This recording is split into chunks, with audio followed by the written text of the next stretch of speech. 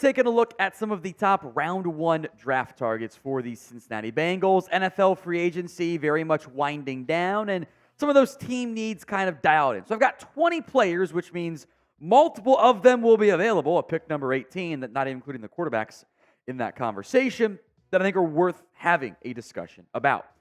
Now, if you haven't already, please make sure you guys are subscribed for more Bengals NFL draft coverage, draft news, rumors, the meetings that'll occur, Bengals mock drafts. I am a draft nerd, so I'll give you plenty of info on that one. And it's all free, plus, draft day coverage, grades, etc., and UDFAs as well. Hit that sub button if you haven't already. Now, today we'll go position by position for this conversation, and we'll kind of rank them within the position tiers, specifically more so for Cincinnati. Right tackle, defensive tackle are the top 2 spots that stand out to me. This team could also go, you know what? We're going to go BPA, and we're going to pursue that path, which maybe could be corner, maybe could be wide receiver, tight end, i.e. Brock Bowers, other offensive pieces. Running backs, not going to be worth taking in round 1, but maybe on day 2 or day 3. A different offensive lineman could also stand out. Before we get too far in, 5 players who, guys, they just ain't going to be there for you. They're just not going to be on the board and available. That's Marvin Harrison Jr., Malik Neighbors, Rome Odunze, Joe Alt.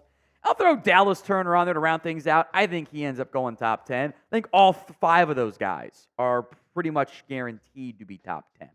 Now, that means other names will get to go off between the top 10 and pick 18 and top 5, etc. So of the realistic names, i.e., we're not getting Marvin Harrison Jr., who do you want the Bengals to draft in this year's NFL draft? It's the pinned comment on today's video. So if the ad comes here on YouTube, take advantage. Head down there and go vote.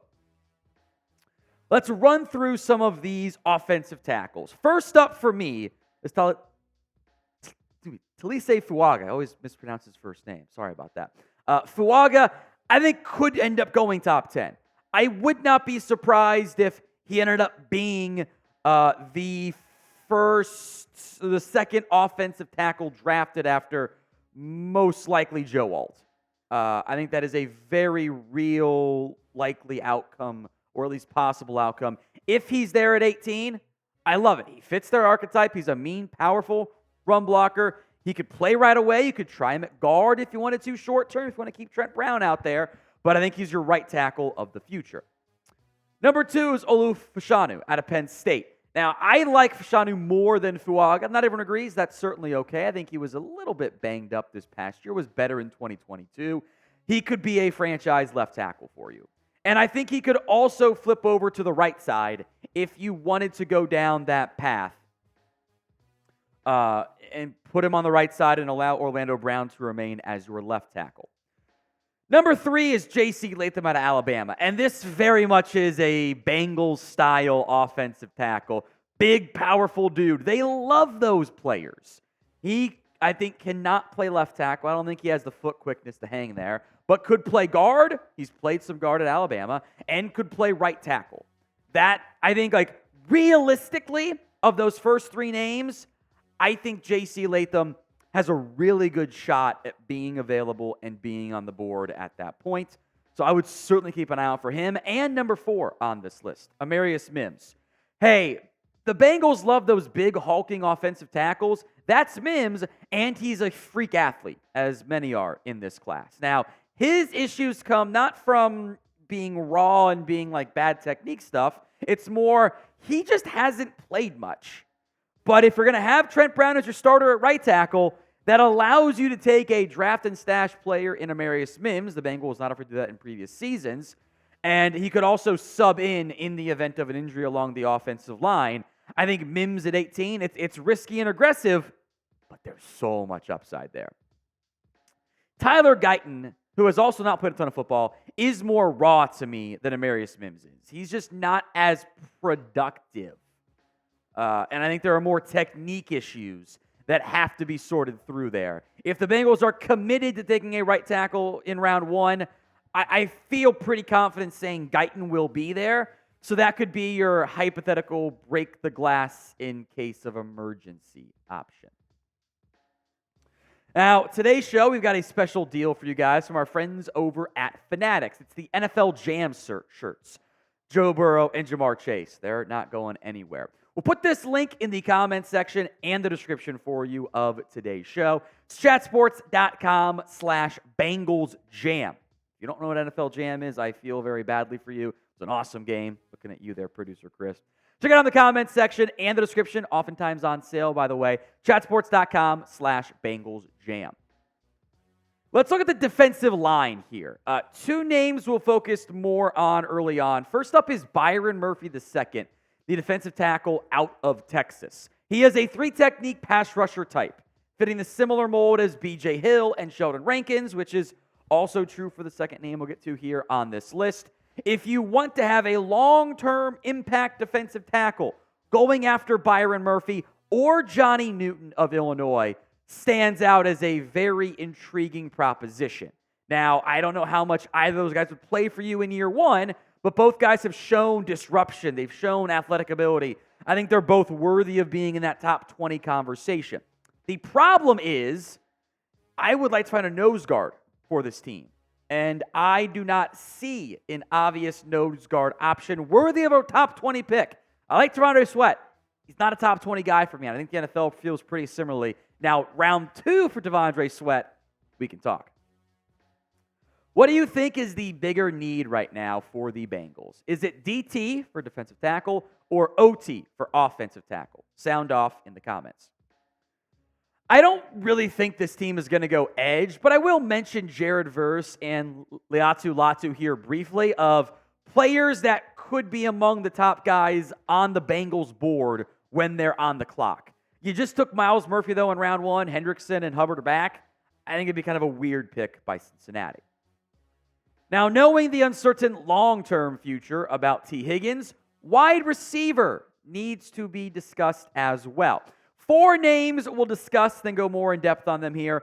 LSU wide receiver Brian Thomas. Long and fast, typically gets drafted pretty early.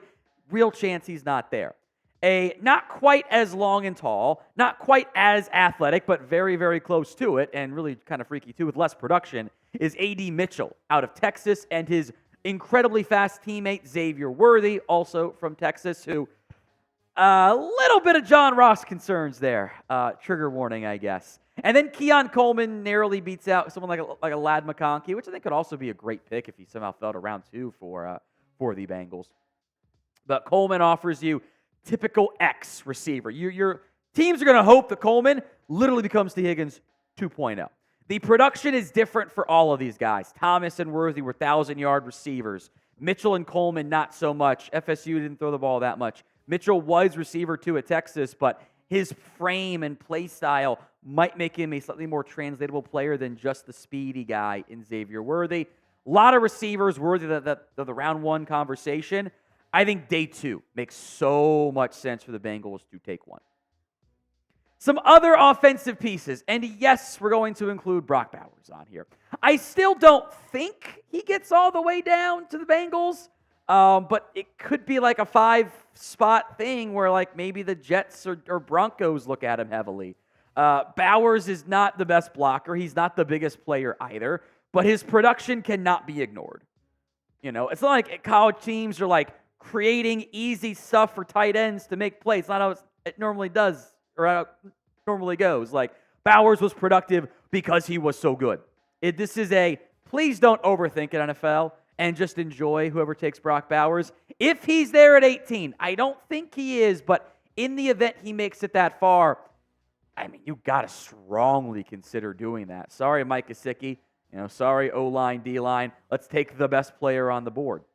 So would you draft Brock Bowers at number 18 overall? Y for yes, N for no. Go ahead and sound off for me in the comments.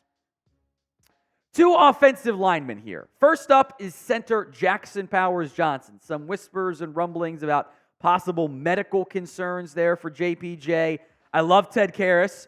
Either one of Karras or JPJ could also shift over to left guard in the short term and replace Cordell Volson.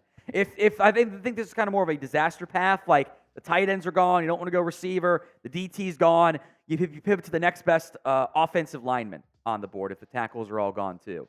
And I think maybe a day 2, day 3 pick for center could be in the cards instead of a round 1 selection. I think a dark horse name here is Troy Fautanu out of Washington. Washington played him at left tackle. He has the arm length to stay out there on the left side. He tends to overset, and a move to guard would quickly mitigate that issue, but it's also correctable. He could be a really good left guard for you, though. You could plug him in and bench Cordell Volson and ride with Fautanu, or even try him on the right side. So I think Troy is a sleeper round 1 pick for the Bengals that I haven't seen many connected to, although fair question of would they want to spend their top 20 pick on a guard? The position value, not that great. Then again, we saw guards get paid this offseason. I think they're becoming more and more valued, frankly, as they should be. I want to wrap up with some cornerbacks. I don't think Bengals would go corner in round 1, but there's been some whispers of them looking at corners in free agency, so maybe it's possible. First up is Terrion Arnold out of Alabama.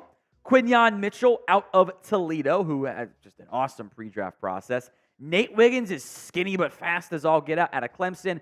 And Cooper DeJean, I think he's a zone corner, and I don't love the value there compared to these other guys, but maybe Kool-Aid McKinstry cracks this list as well. I still am a believer in McKinstry.